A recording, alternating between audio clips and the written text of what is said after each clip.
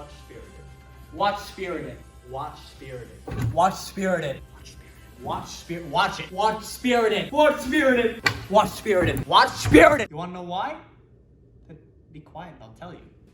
Also, you should stay here and like watch the whole thing, because then that would make me want to make more of these. If you want me to make more of these, then I'll make more of these. Please. Please let me make more of these. Please. I'll call them Why You Should. And everything will be because of you. All of that. All the power you give me to endorse things, it'll be your fault. Also, this is the first time my viewers are seeing my face, so. Hey. That was gross.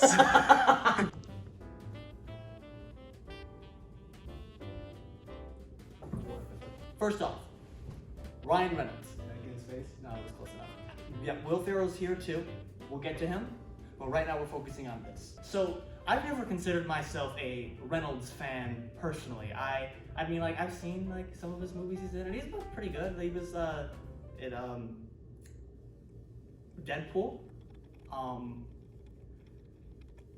Free Guy. He was good in Free Guy, and I mean Pikachu, man. Good job. But this guy, Clint, you did it. You've done it. You've got me. Out of all the movies, Spirited made me a Ryan Reynolds fan. Good job. I don't know. I guess maybe I just like cocky, sarcastic assholes with like a little bit of good somewhere in there. Bonus points if they can sing and dance. And Will Ferrell, he actually did pretty good too. You'd think after all these years, the Elf and like Christmas movie stuff would be gone, empty tank. But this guy's got like, I don't know, stop laughing.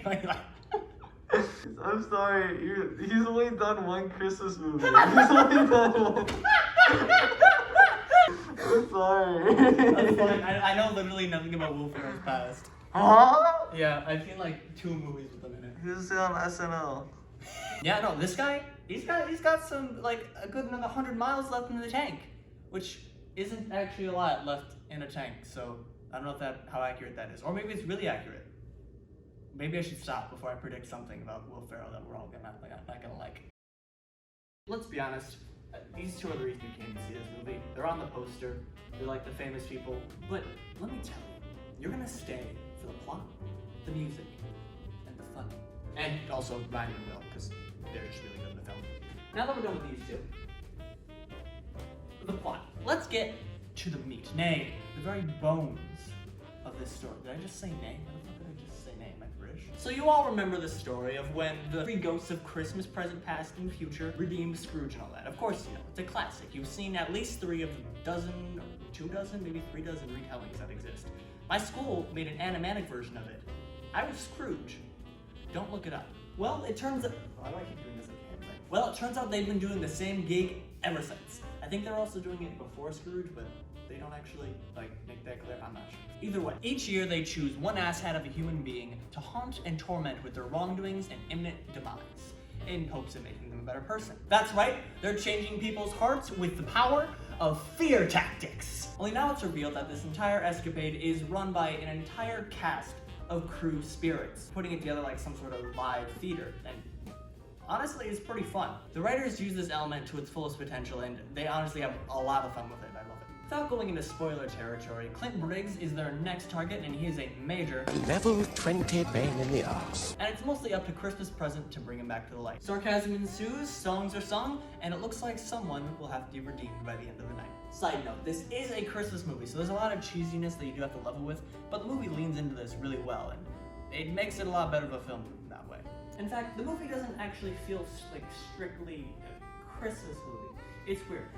I don't remember what it was supposed to say. It never really falls in this crutch of but it's Christmas trope like every other movie seems to do when they're Christmas themed. Not that those movies are bad because of it, it's just that Christmas being more of a setting than a plot device here, it makes the movies feel like it stands a lot better on its own 2 feet. Now, you may have heard me say that songs are sung. This is because my oh so intuitive viewer, Spirited, is a musical. And my little theater self just couldn't help but love that. Yes, I too thought that the musical part of this movie might get a little bit annoying. I mean, a Christmas musical? This is going to be the most cheesy barrage of songs that anyone will ever hear. And I was right. And they all slap so hard! Boasting over 2 hours of runtime. I did the hand thing again. Boasting over 2 hours of runtime and 12 songs.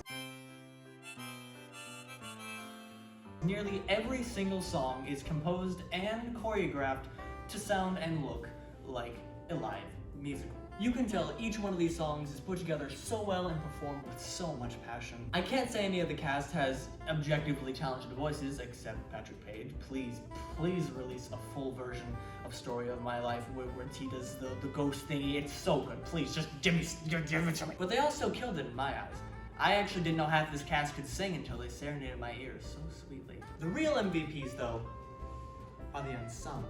These guys kill it singing and dancing every single scene they're in. The closure specifically, they just magnificent.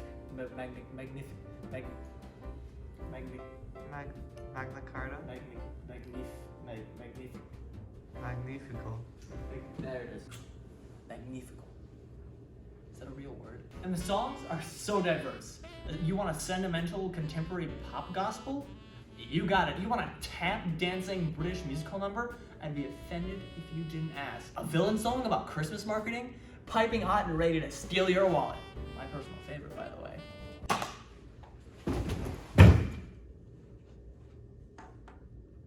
Wrong. I'm Dove from after I wrote this script, and I found that after an entire month of research that the best, objectively best song of this entire movie is the closer. Christmas morning feeling curtain call. It encapsulates the spirit of Christmas and this movie while still adding the pop and theater flair in a perfect mix that just ascends over the rest. Also, like I said, the ensemble is the best in that song, and it's just the greatest. And the closing sequence is just really, really fun. It's just so good. The music is so, listen to me. I have listened to nothing but the spirited soundtrack for the past month. I hate Christmas music. Not because it's bad, but because it's repetitive and it's overdone. This musical gave me 12 new Christmas songs to listen to in a musical format. That's amazing! This may not sound big to you, but every single song that's come out in the past few years has just been a cover of a Christmas song or a parody. And you know, it was fun the first time, but it's gotten annoying. And yeah, maybe not every single one of those 12 songs is completely Christmas central, but neither is You're a Mean One, Mr. Grinch. It's about the Grinch, and the Grinch's story is about Christmas, but nowhere in the song does it actually ever mention Christmas. So, it counts. The tats from the animation has nothing to do with Christmas. I know, and yet they still play it on the radio every time. The set's amazing. The choreography, inspired. The lighting, I don't really know that much about lighting. Mango can attest to that. Yeah, hey, okay, come on now, it's not that, okay. The only real problem I have with the visual effects is like this one bit. And like they use that in the trailer, and like it's just not, that's not your best work, Bonnie. I know you're better at transitions than this. Come back after seeing the movie and you'll get that joke. Who the fuck is Bonnie? And the writing just doesn't miss. It's funny, sincere, third adjective. I mean, it's not Elf the entire time, but this movie had me smiling pretty much from start to finish, except when it made me cry. The pacing is really good with this movie. I feel like I get to really breathe between every single number so that when the next one shows up, I'm ready. Hell, I'm ecstatic to hear Will and Ryan duet about putting others down to bring yourself up.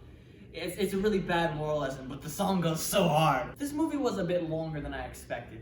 I didn't actually know the runtime going in. Someone in my family just started playing it and I just watched it. There were a few parts of the movie where I expected it to start wrapping up, but then it would add something else to the plot, or it would keep going. And honestly, it felt kind of rewarding because it made it feel like we explored every avenue that the situation and story had to offer. It felt like it didn't leave a corner unexplored. And I really appreciated that. It does mean that I don't think they need a sequel though. This movie takes its time, and it really delves into its characters and the relationship. Going into spoiler territory in 3, 2, 1, now. The relationship between Clint and Christmas Present is actually probably the best part of the film because it just feels so natural. Because it takes its time to have these two actually interact and grow together, their eventual friendship just actually feels genuine. And this might also just be partially due to the actors. That is a little feral. That's the wrong side, it's fine. But it's just very well done, and honestly is my favorite part of the movie. Also, death is hilarious. Not like the concept, but like the character, death, the Christmas future. Don't quote me on that. I can no longer endorse this video or this movie. That poster is not centered. And they could have moved the two characters to a middle, but they didn't. They didn't center it, and it looks really bad. So there's two reasons with that. One is that I had to enlarge the image to get it to fill up the entire screen. So this is my fault. And two is because I like Ryan Reynolds more. It was you. It was you all along. Now, I do have to address this one issue with the movie. It's target audience. It is a Christmas movie, but it's not quite a kids movie. Well, your haunt got off to a bit of a humpy start. Yes, it did. There are a lot of teen to adult jokes in there, and I understand putting some adult jokes in the film because, like, it's just to make the adults have a fun time as well. But it's like all of the jokes. So, like, most of the jokes are geared toward teens to adults. So that does make it seem like not really a kids movie, and also the plot itself is a little more mature, especially with some of the decisions they make, where they definitely could have gone an easier way out and like had a more happy-go-lucky ending, and I still have a happy ending. But like, there are some places that I was genuinely kind of impressed with, where I thought, like, whoa, are they gonna do this, or are they gonna go like the more mature route? And they went the more mature route, and I respect that. But that does beg the question, if it's a cheesy Christmas movie and it's got adult jokes, then it was the target audience. It's me. I'm the target audience. And that's why I'm making this video, oh my god! Finally, I'd like to address the issue of people seeing this as simply the Ryan Reynolds and Will Ferrell movie. Now, it can definitely be this, if that's what you're into, and most people definitely came for that, have fun with that. But it doesn't have to be that way.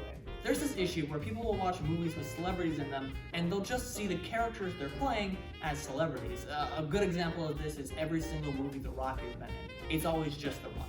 And the character he plays usually just ends up being The Rock. And you watch it, it's Kevin Hart and The Rock, and it's just them interacting. And it's the same thing here, where people will watch this and they'll say, it's not Clint, it's just Ryan Reynolds doing this funny thing with Will Ferrell. But this movie walks this weird line where there is definitely like some moments where I feel like they are their characters. Like they do genuinely fit those characters very well, which shouldn't be something that has to be said. That's just acting, but that's just kind of how it is. And there are definitely points in the movie where they indulge in this, and it's Ryan Reynolds and it's Will Ferrell, and they're having fun together. Especially this bit. I've been dead for 40 years and I'm not made of wood. The man's attractive. No, he's smoking hot. Smoking hot. But they still do genuinely portray them as actual characters. And if you just turn off that little switch in your mind that's like, it's Ryan Reynolds, then you can actually enjoy the movie, in my opinion, in a better way. Being as vague as possible so as to not go back into spoiler territory, Clint and Christmas Present's relationship is unironically very organic and genuine. And that is not something I expected from something everyone expected to be just another Hallmark Christmas movie. Quite honestly, I think most of the reason why I like this movie so much is because it's a good Christmas movie. Let's be honest, I know my faith in there being a new good Christmas movie has just been evaporated over the past few years. Let's be honest, we've all just been rewatching Elf, Christmas Vacation, the first two Home Alones, and Rudolph over and over again. What are you looking at before? You have been seeing Claus. Oh my god! Okay, except Claus. Claus is good. I remember Claus. And that's just because every new Christmas movie has kind of stunk. But this one's different. It's actually pretty good and has a lot of heart to it. And quite honestly, that's why I think people should watch it. Because at the end of the day, we all deserve one more good Christmas movie. I said nay again, didn't I? It wasn't the Christmas movie we deserve. It was the Christmas movie we needed. I'm pretty sure the quote's the other way around. It's not the Christmas movie we need. It's the Christmas movie we deserve. Okay.